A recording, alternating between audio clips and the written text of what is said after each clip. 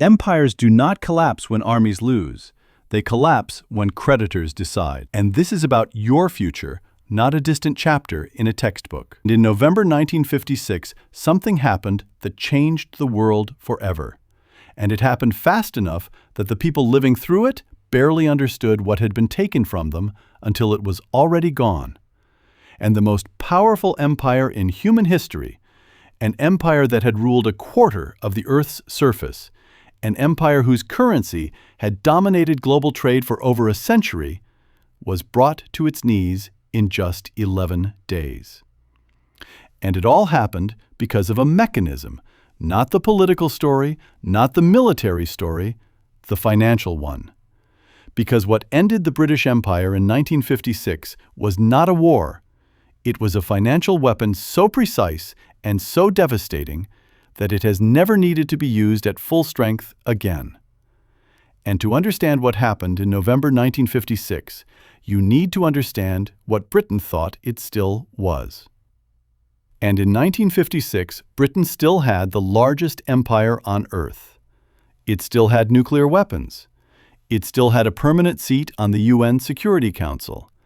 And it still believed, genuinely believed, that it operated as an independent global power.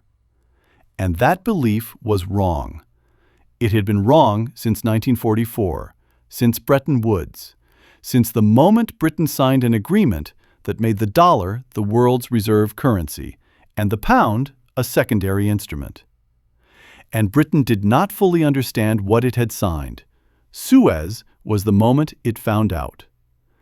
And in October 1956, Britain, France, and Israel launch a military operation to retake the Suez Canal from Egypt's President Nasser.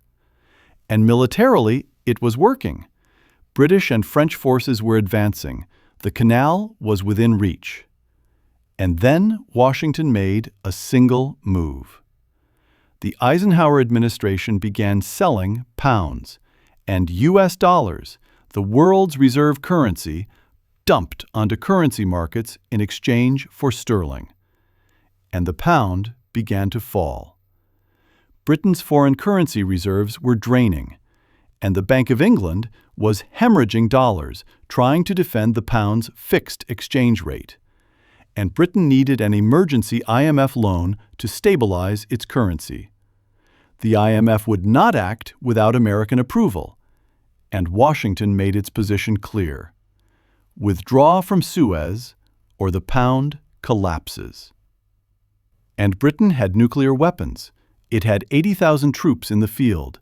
It had centuries of imperial experience.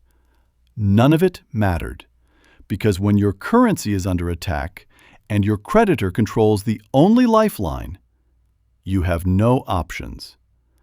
And Britain withdrew within 24 hours. And this was not a coincidence of timing. This was a deliberate demonstration of a new kind of power. And military force requires soldiers, ships, aircraft, logistics, supply chains, political will, and public support. But financial force requires one thing: control of the currency that your target needs to function. And America had built that control quietly and systematically since 1944. And every country that held dollar reserves, every country that needed dollars to buy oil, every country that had borrowed in dollars to rebuild after the war, all of them, including Britain, were operating inside a system that America controlled at the foundation. And Suez did not create that system. It revealed it. And for the first time in history, a military operation by a nuclear-armed empire was stopped not by a superior military force, but by a currency move. And the world had changed. Most people living through it did not understand how completely. And that financial mechanism, dollar leverage as a substitute for military power, did not disappear after Suez. It became the template. And every American geopolitical objective since 1956 has had a financial dimension that operated alongside or instead of military force, sanctions, currency pressure, debt conditions, reserve currency leverage.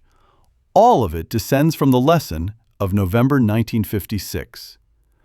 The lesson that the country that controls the world's reserve currency does not need the world's largest army. It needs the world's most indispensable currency. And subscribe.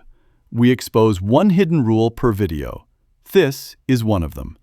And the full story, how America built that financial weapon, how it has been used since Suez, and what happens to the countries that try to build an alternative, is in the full documentary.